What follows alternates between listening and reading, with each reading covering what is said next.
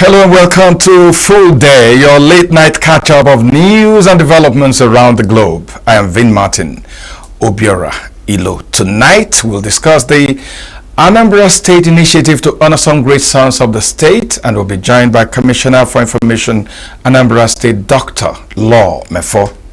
How can local government councils become truly the engine room of grassroots development?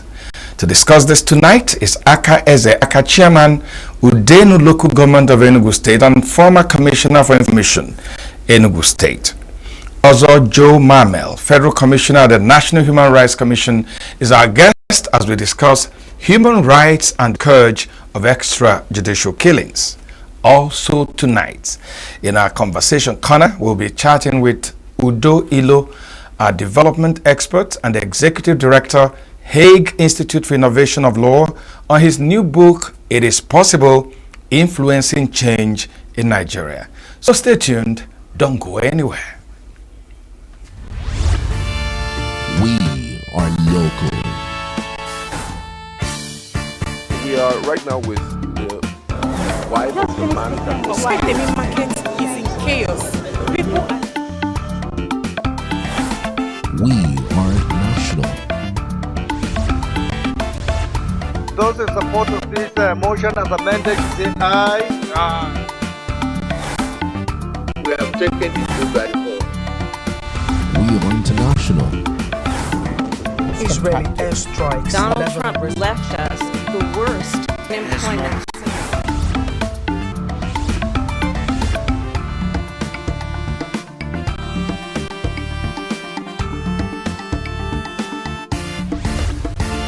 Signature TV, news in your pocket. Every second, every minute.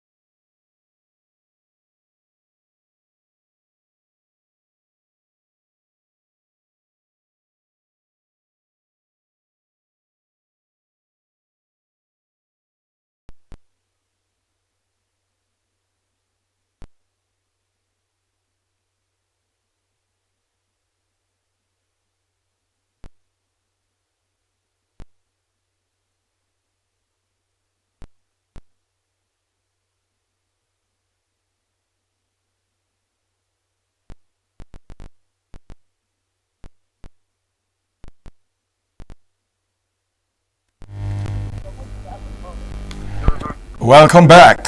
And trending tonight, the Anambra State Governor Chukuma Soludo has named part of the road leading to the Chinua Achebe International Airport to Umueri after his predecessor, William Obiano. Commissioning the project, Soludo said the gesture is a way of acknowledging and celebrating the contributions of Obiano to the development of the state during his 8 years in office. Soludo said over time his government will systematically ensure that his predecessors who served the state creditably are immortalized. The Works Commissioner Ifeanyi Okoma revealed the importance of the project, which is said is to ensure that the gateway to Anambra State wears a new look. Traditional ruler of Umueri, Igwe Ben Emeka, appreciated the governor for the project and pleaded with him to construct the other roads leading to the airport through Umueri. And joining me to talk about this development is the Anambra State Commissioner for Information, Dr. Law MEFOR. Dr. MEFOR, you're welcome to Full Day on Signature TV. Yeah, thank you. Thank you for hosting me.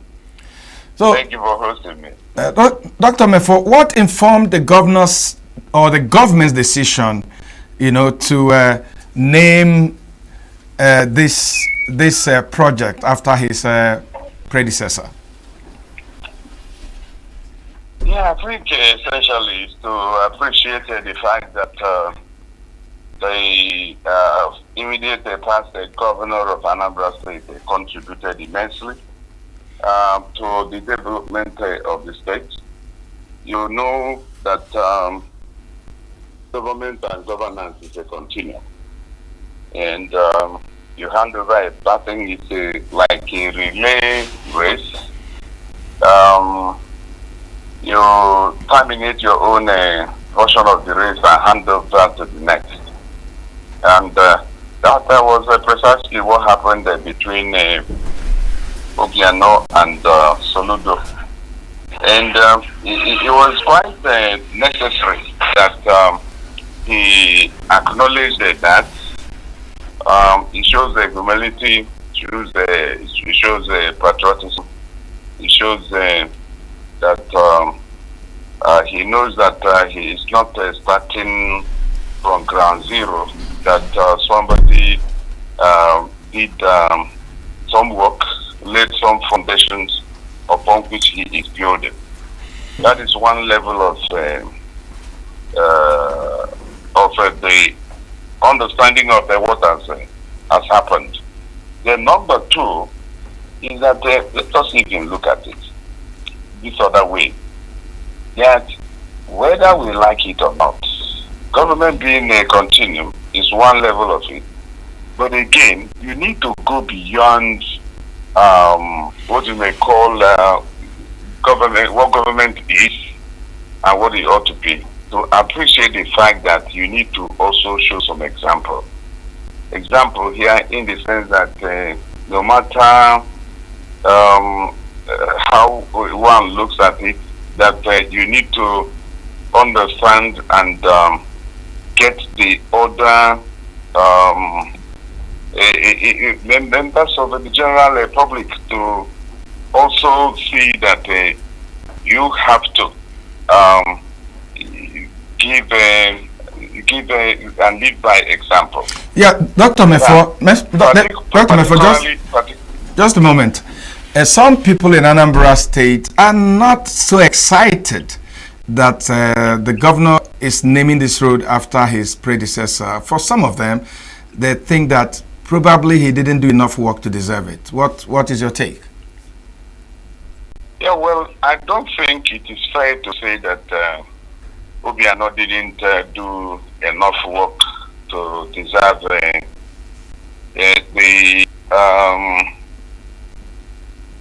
the airport boulevard named after him. I don't think that is a charitable comment, a charitable assessment. Don't forget, Obiano, practically built that airport. Okay. And he brought it to at least 90% completion. So, if he built the airport up to 90% or there around, why should anybody say that naming the road that enters the same airport that he practically built is undeserving? I don't think that is right. Okay. And again, he was the governor of the state for 8 years. Is this a Dr. MEFOR, is this a one-off or is it something that is going to continue in Anambra State, that other governors, other very prominent sons will be honored? Because I remember that just recently, when we had the controversy about whether Professor Nwosu had been honored properly and all that, many people said, we are blaming Nigeria. What did Anambra State do? So is this a system of honoring? No, come now. We don't have to mix up apples and oranges. They are two different things. Okay. Beginning with Humphrey Nwosu, an illustrious son of Anambra State. No doubt, he made his mark, and his contributions to the electoral and the democratic process in Nigeria, remain peerless. So are we going to see this honor extended to other governors and prominent sons of Anambra State? Just one moment. Okay. I want this point really made. Okay. That the Humphrey Nwosu is deserving of even national awards, and certainly Anambra will look in his direction. But don't forget, Wosu is not the only Anambra illustrious son that has made his mark nationally and internationally. You have men like Meka Anyoku, Jubo Kadibu. You have so many. Anambra has a very rich and long list of catalog of firsts. So will their turn come? Will their turn come soon? He will get his time if if and when it comes. Okay. And what the governor said yesterday, I was there. He was particular about recognizing his predecessors, beginning with Willie Obiano, back to when Anambra State was created in 1991. Dr. MEFOR, so Dr. MEFOR, he is going beyond the current democratic dispensation. Thank you. He is going down in time to the beginning of Anambra State. Thank you so much. Thank you so much, Dr. Law MEFOR. I wish we had more time, and you promised me you'll be in Enugu soon to come to the studio so we can spend time talking about Anambra State. I will. I certainly will. So thank you for coming. For the sake of coming to you, I will come. Thank you for your insight into so that this. People can see me. Yes, thank you so much. Thank you so much. The pleasure is mine as always. Yes, thank you. Thank you. And continuing with trending news, the founder of the defunct Diamond Bank PLC and former chairman of MTN Nigeria, Pascal Dozie, is dead. According to a statement issued by the family on Tuesday, the business tycoon died on Monday at the age of 85. Meanwhile, President Bola Tinubu has expressed sadness over the death of Pascal Dozie, describing him as a rare breed business leader whose wisdom, humility, and pioneering efforts laid a foundation upon which many continue to build. The president prayed for the peaceful repose of Dozie's soul and extended his condolences to his wife, children, and extended family.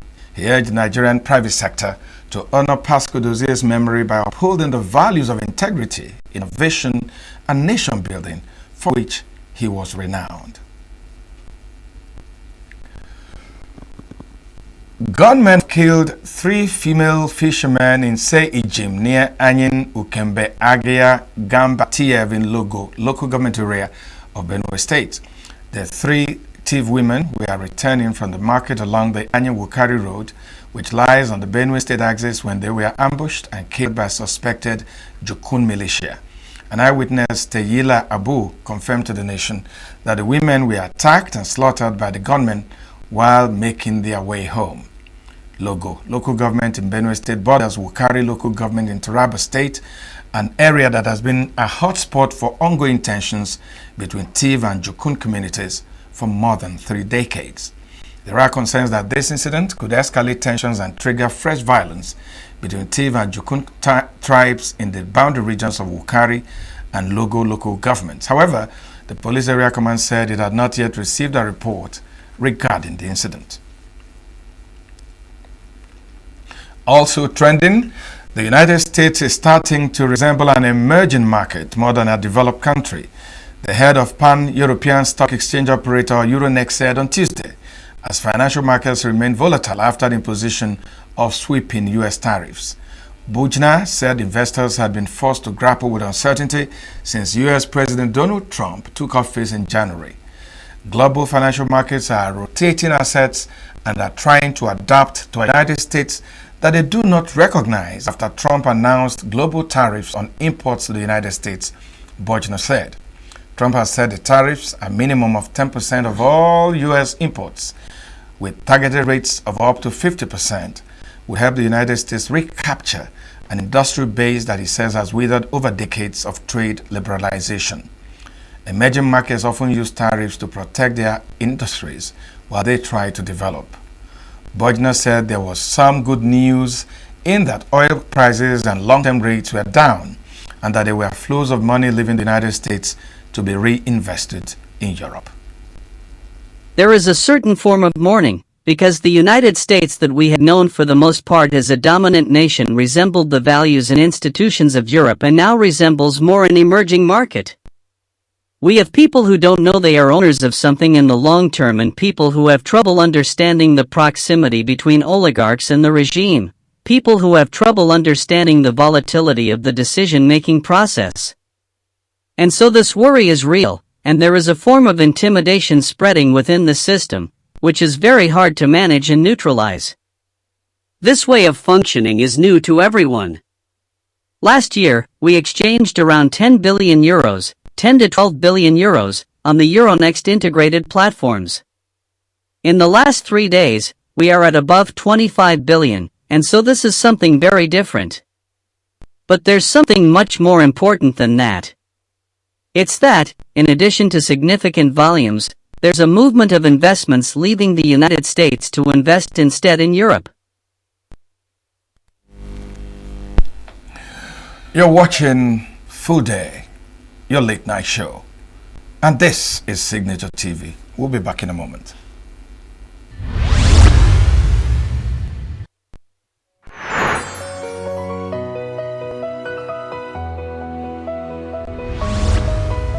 Signature TV, news in your pocket. You're still watching Full Day, your late night show. And joining me now is Ozo Joe Mamelo. Ozo Joe Mamelo is the Federal Commissioner at the National Human Rights Commission. Joe Mamelo, you're welcome. Thanks for having me. Well, Joe and I will be talking about human rights and the scourge of extrajudicial killings. But Joe, let's take a little while and welcome the chairman of Udenu local government area, former commissioner for information of Enugu State, Aka Ezaka, who is already joining us, who has already joined us by Zoom. Aka, you're welcome to Full Day. Thank you very much, and I'm glad you welcomed me. I also salute those in the studio. Yes, Aka, we are looking at how the local governments can actually truly be the engine room of grassroots development in Nigeria.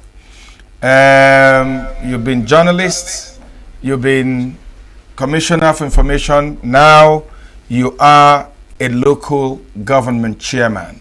So tell me, how do you think we can make local governments relevant in the development of the country? Thank you very much indeed. I'm grateful that you are part of the program today. Well, all you have said about me is correct. I've been commissioner. I've also been a broadcaster. I am a broadcaster. From broadcasting, I went over to commissioner in Enugu State, and now local government chairman. The word local became more explicit to me when I started this job on a few months ago. And the local has come to be that a local government is the closest to the people. And the import of this is that the people must feel you. In the past, it has not been the same story, and the complaint has risen to a crescendo when people will say we are not getting enough of what we bargained in local government system.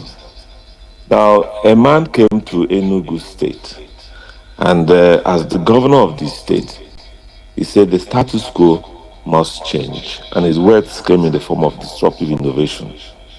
We all did not understand what that meant until we began to see his ideals. Today, I must tell you, the disruptive innovation idea of Governor Peter Ndubisimba has gone down to the local governments to tell the people that they expect so much from the people who are governing them. So it has placed a responsibility on everyone who is a local government chairman to ensure that the people they are, looking after, or people they are governing, so to say, would appreciate that there is a change in style of governance. There is a watershed in delivery of democracy dividends. Today, I believe that the local government is closer to the people. It's not an easy affair, I must tell you. If you must do all the things you are asked to do by the Constitution, by the government, by all stakeholders, it's not easy. So local government is a very strong one. But today, I believe that what's going on in Enugu State is revolutionary, because every local government chairman in Enugu State is struggling to put something on ground to tell the people, look, we are here and we want to mimic, we want to replicate, we want to do exactly what the governor is doing in Enugu State. Okay. I don't think your question Honorable Chairman, covers the state. Let's go specifically to what you have seen on the ground since you became local government chairman. How specifically are you replicating what Governor Mba is doing? Thank you very much. It is difficult. And I was going to say, Aka, can you reduce whatever you're monitoring this conversation with, because it's leading to an echo in the studio? Would somebody just bring the volume down a little bit? Me? No, I don't think there's anything coming from me. Let's do the news for, please. Because I'm alone, unless you are hearing the barking of a dog far away from my house. Just go on. Okay. What was the question? It said, what have I done specifically? Yes. What did you see, and what are you doing specifically to change things in your local government? All right. It has become a convention in Nigeria that when you leave office, the other person who was there before you will be castigated and so on and so forth. But let me come. I want to borrow from His Excellency Dr. Peter Ndubisimba, who said that there is a change in governance. There is a watershed. I like to use that word. There is a disruptive change in governance. So it is not a case of comparing this government and the other government. But I met on ground a situation where the infrastructural demand of the people has not been met.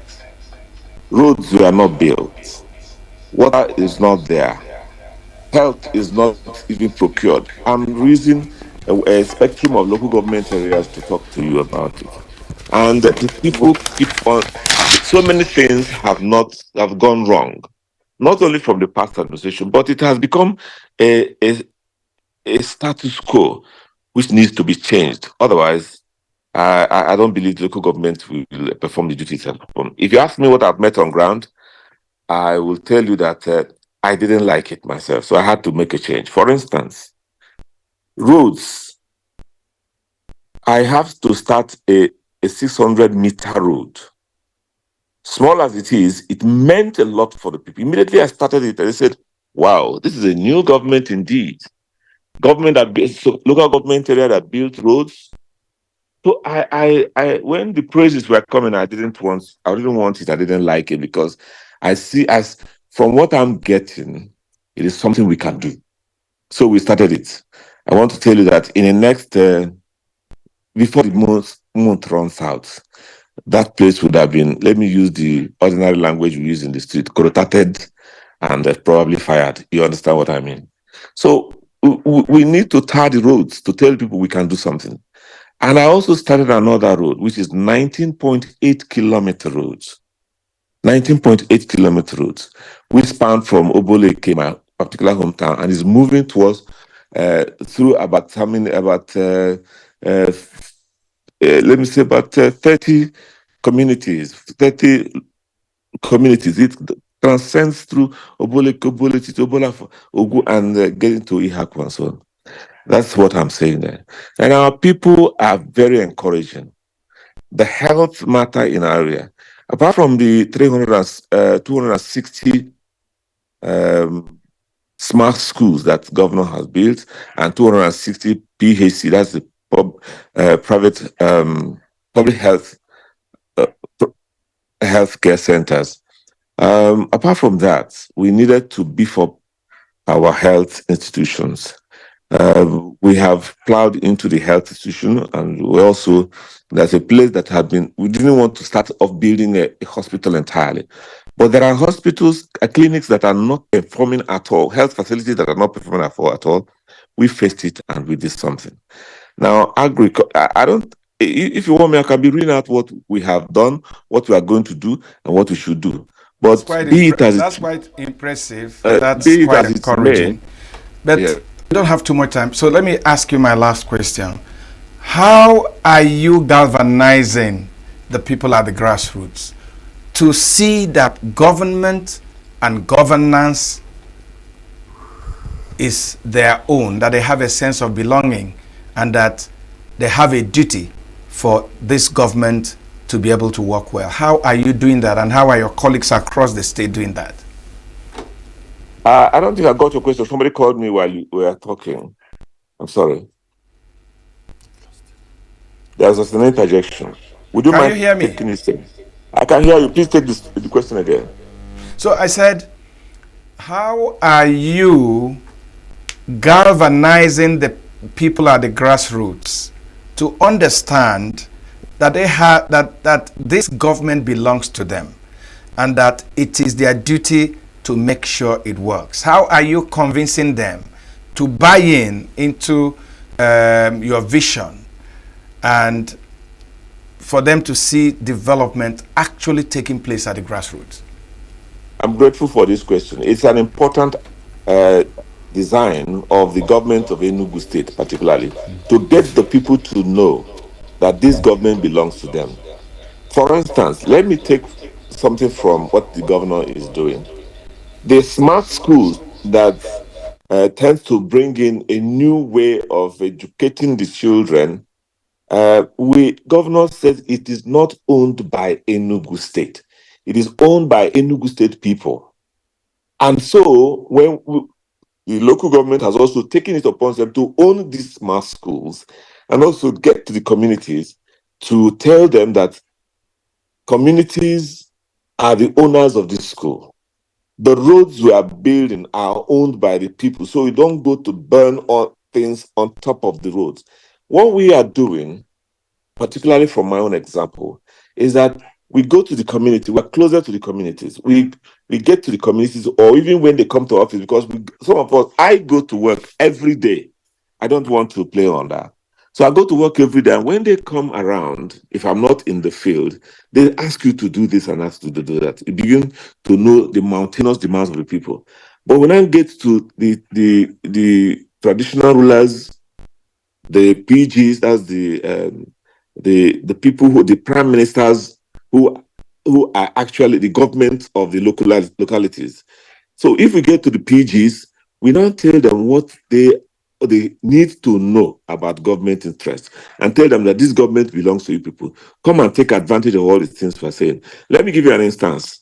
His Excellency had an idea to convert every forest in Enugu State to a farmland.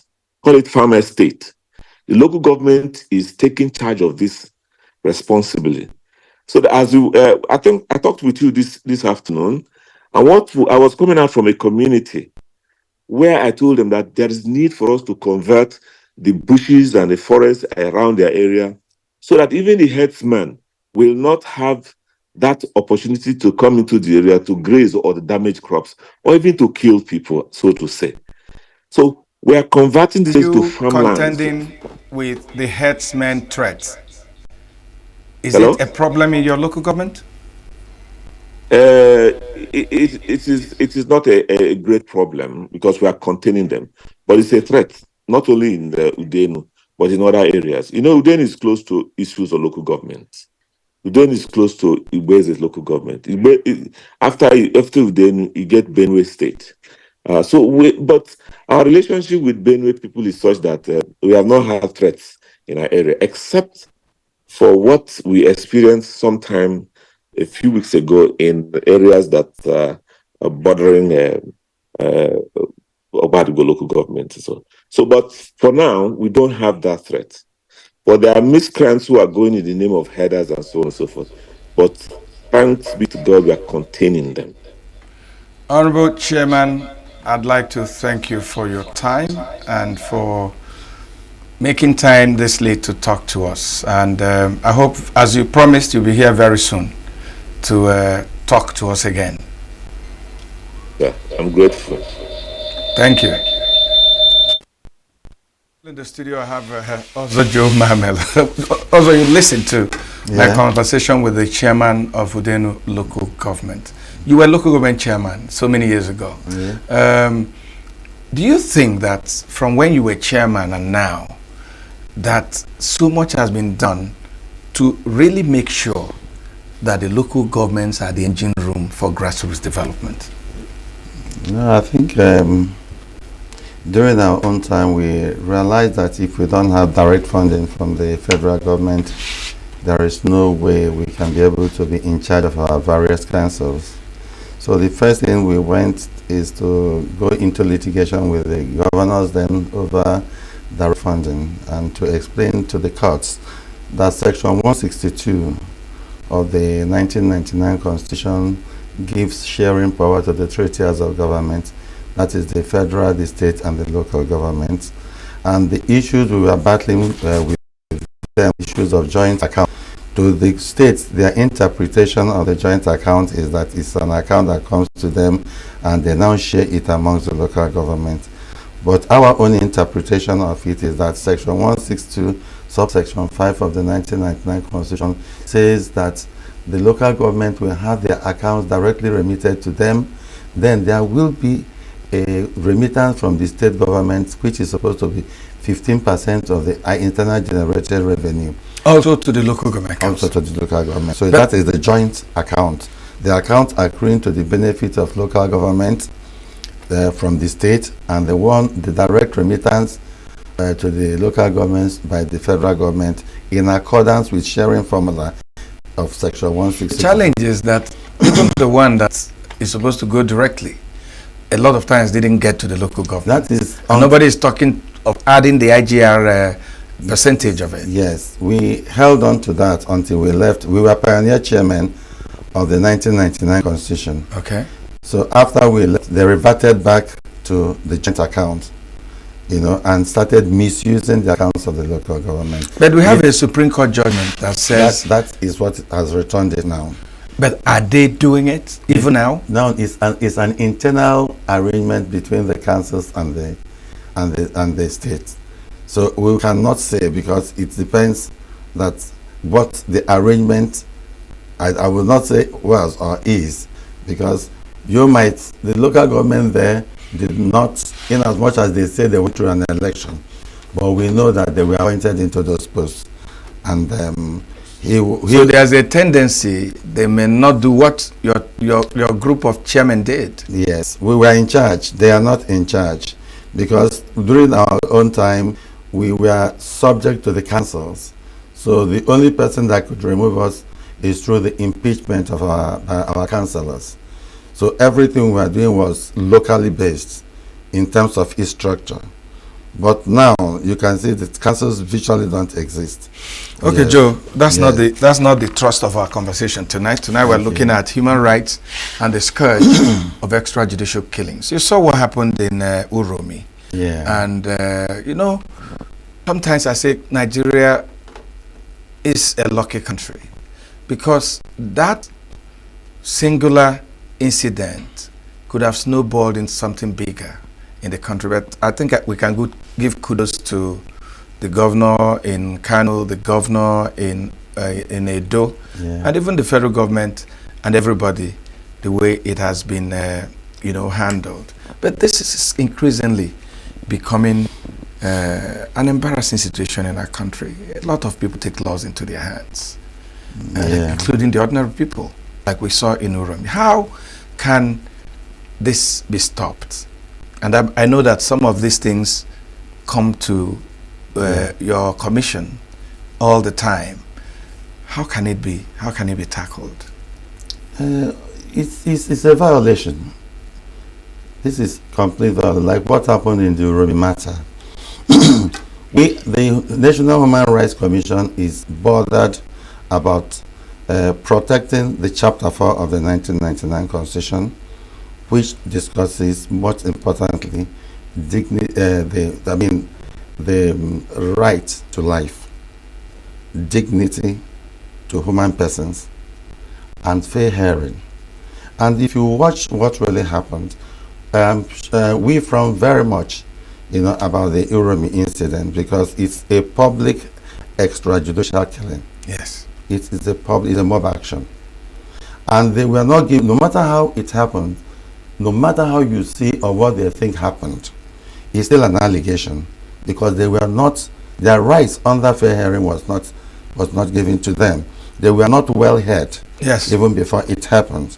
And secondly, the right to life is what is enshrined in the Constitution for every person, for me and you and for them.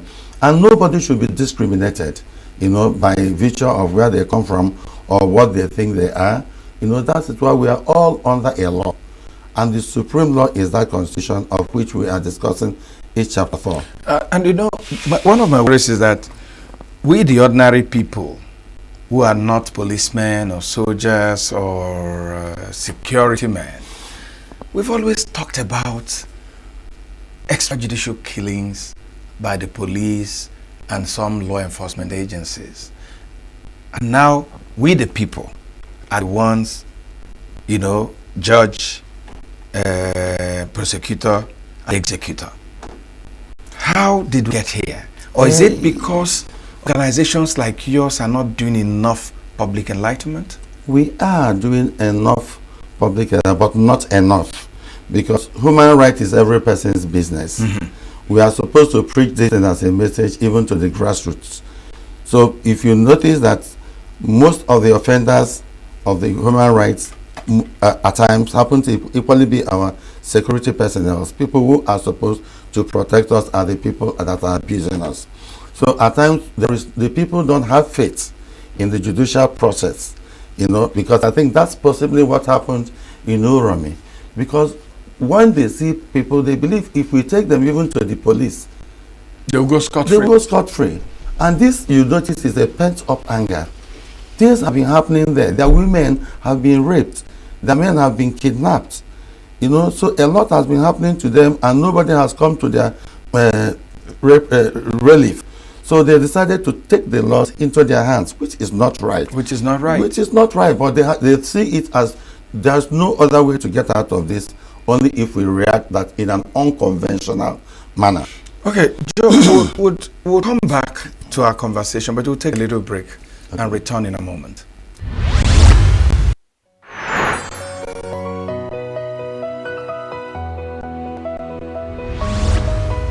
Signature TV, news in your pocket.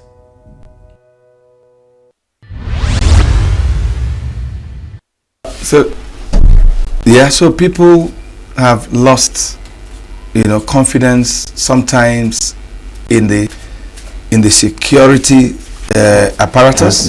They've lost confidence in the judicial system. Yes. And they take laws into their hands. Yeah. So what can we do?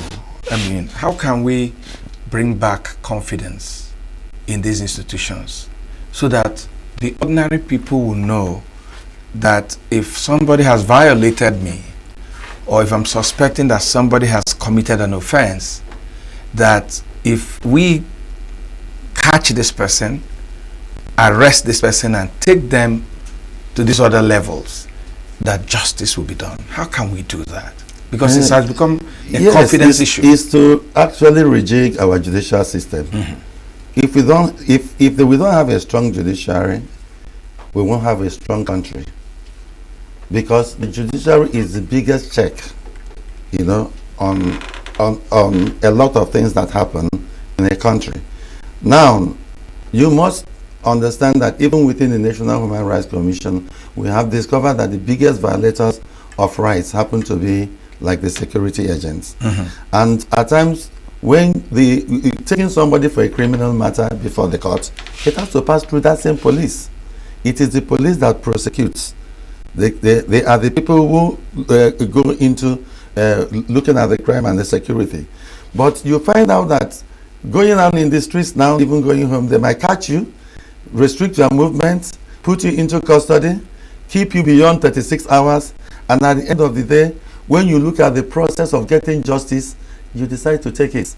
So I think that if we need to preach, even at an elementary stage, the way we have civic education in schools, we need to preach human rights so that every child of us will know you are right. Knowing you are right is your existence. You have to know when you are molested and when you are violated. It is a right you have to grow with as being fundamental. That is why it's called a fundamental right. It belongs to you. It does not belong to any other person. It is your own right. So I think it should even be in the curriculum of schools from primary school. Oh. The way we do civic education then. What is chapter 4 of the 1999 Constitution? They will tell you at least 5 or 7 principles of right and rights that exist, which you will never allow as growing up to be violated. Do you need to know your child's right acts and things like that? So it's a thing that growing up, it becomes part of you. So that when things happen, you know how to pursue it. Because some people don't even know when their rights are violated.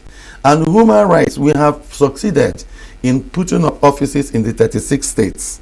But we are to get it down, it's a little bit difficult for us because when the funding of all those things, there is a part that the government does, and the other ones is things you get from other international organizations. Yes, but what we are trying to do is how do we pull it down so that there will be a human rights desk in every local government.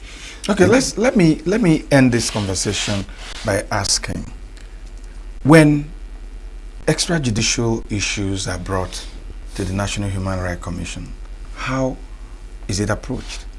When people bring some of these complaints to your commission, how do you approach it and what do you do? What are the steps? The steps is first of all, you have to identify the complaint. Okay. And that complaint must be seen to be a violation of rights. It must fall within our purview. We don't pursue it. Another thing is that we don't get involved in matters that are sub judice. Already in court. Already in court. We don't. So we can't have 2 courts at the same time. So when we have it, we then go to investigate. So we have investigation officers in each state. They are you have a sanctioning power.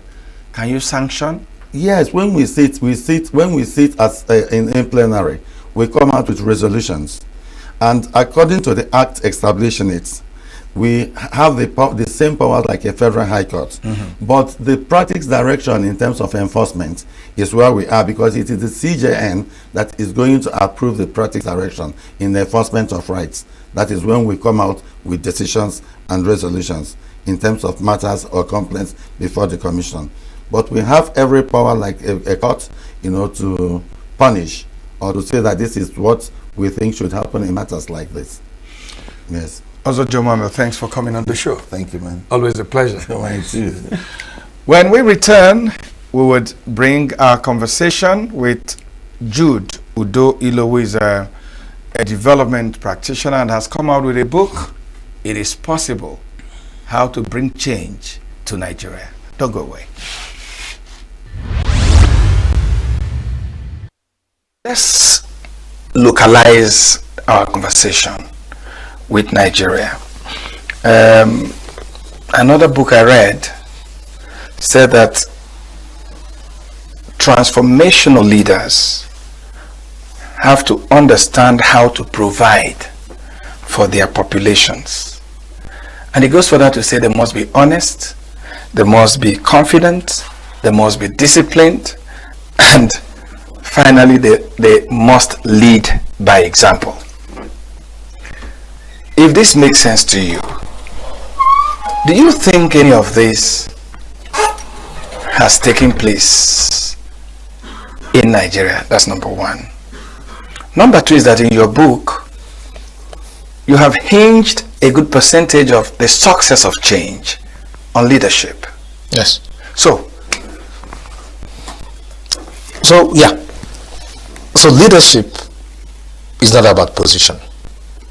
So leadership can be provided by people who are not in positions of authority, but they have the charisma or the ability to rally people together. So just to say that I think leadership is important, and it's not just based on on your position of authority or power. It's about your capability to inspire people and get them to move from one point to another. So to your question about remarkable leaders, so in the book I talked about the Sambakwe. And it was where I was talking about leading by example, just to the point of this, to the quote you have.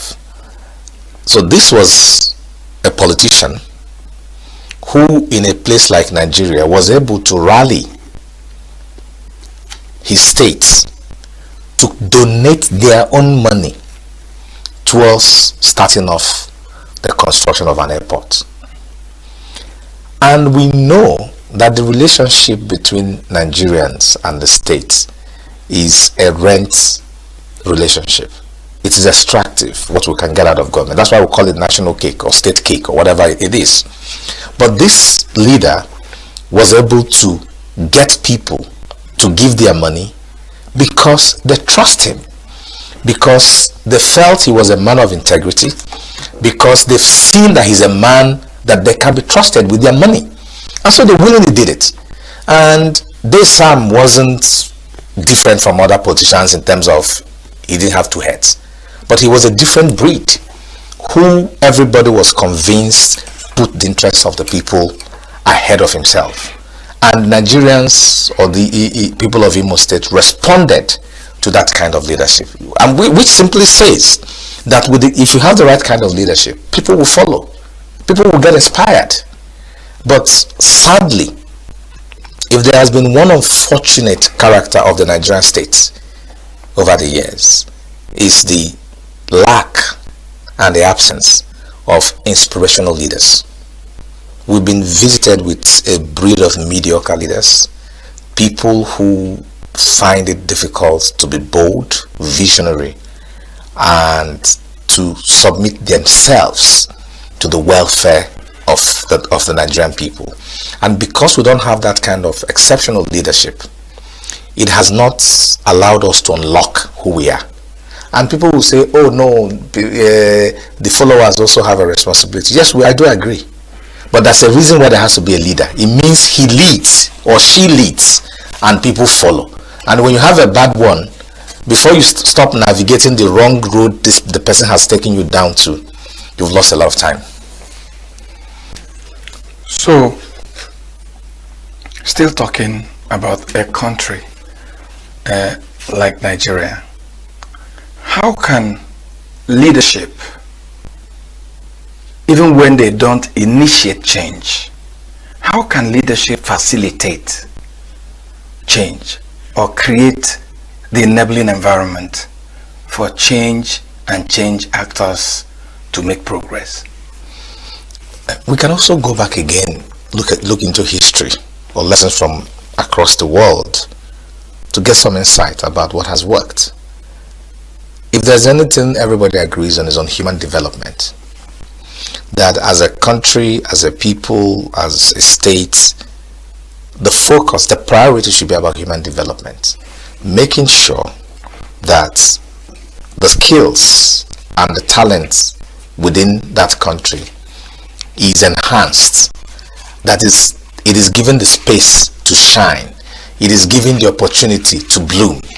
And when you invest in human development, you've built about the biggest natural resource you can ever have. And the good example of that is the story of Singapore. In 2007, I was fortunate to be in the same room with Lim Kuan Yew, and he was asked the question, what are the things that made Singapore successful? What's the trick? And his first answer was human development. They invested money, time, energy in young people, making sure they had the best kind of education, making sure they have the best kind of orientation. And he said to us that I sent a lot of them to the Ivy League colleges, and I know some of them will not come back. But I believe that even if just one person came back, the person will make a difference. And it paid off, because the bureaucracy, the Singapore bureaucracy, is one of the most sophisticated in terms of effectiveness across the world. And it's simply because he made that investment. So to your question, I would say human development, human development, human development. Natural resources without human development is a total waste, frankly. So, can change happen with collaboration between the people and the government? It can't happen without. It's actually, that's the only way it can happen. Because let's not forget, government controls the levers of power. Government controls almost everything. So if you have an unwilling government, that makes it impossible for change to happen? Not impossible, but difficult. Because even an unwilling government can also be defeated by the will of the people. So how do change advocates, how do they manage this very important relationship between them and the leaders? So there are people who work in the space who are not interested in working with government. They focus their work in mobilizing communities, and the communities then make their demands, because the communities they're a voting bloc. They can exercise social pressure and political pressure, and so for some people, just work with the communities and let the communities make their demands. But I do think, one, there's no government that knows it all. So we also have to acknowledge that sometimes the failings of government might not necessarily be out of bad will. It could also be out of lack of expertise. Secondly, it could also be out of bad will. But in all of this, you cannot afford to not engage. Right? Now, how do you work with an unwilling government? You have to create disincentives and incentives.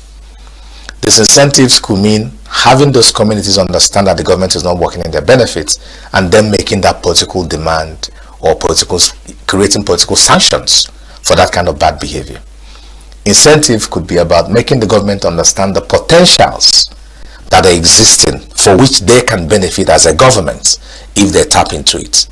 There are no easy answers. It's infuriatingly difficult to move things forward, especially in a bureaucracy like Nigeria, where the technical government is not as efficient as desirable, and the political government is often corrupt, undermining whatever is left of the technical government. So it's a bit of a bad So could this be the point you were trying to make in chapter 18, where you talked about capacity to talk to the enemy, in quotes? Yes.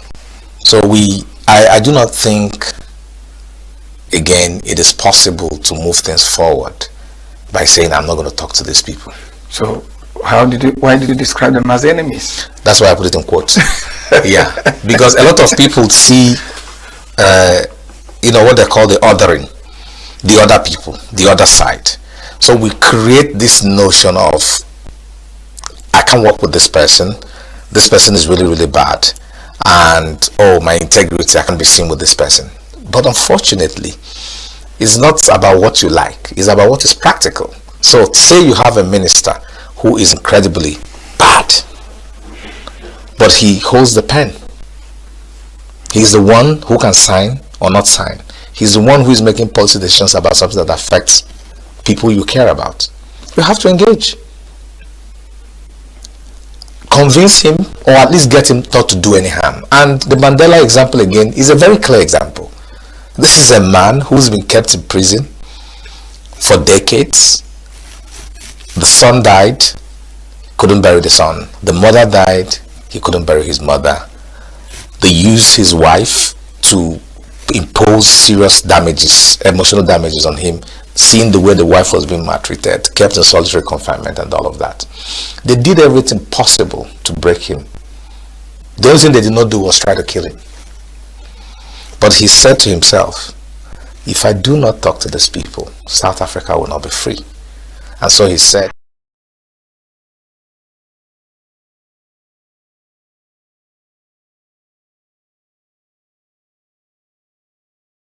pocket.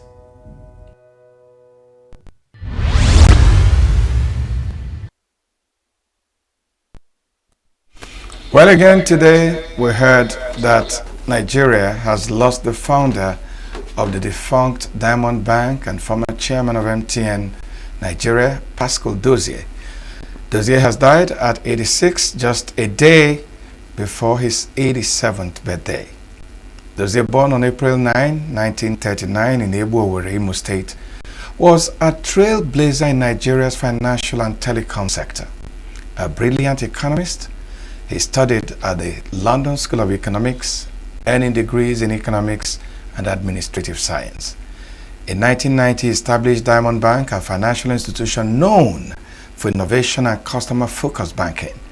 His influence extended to telecommunications, where he served as the founding chairman of MTN Nigeria, playing a key role in the company's early growth. Pascal Dozie's legacy lives on in Nigeria's economic development and corporate leadership.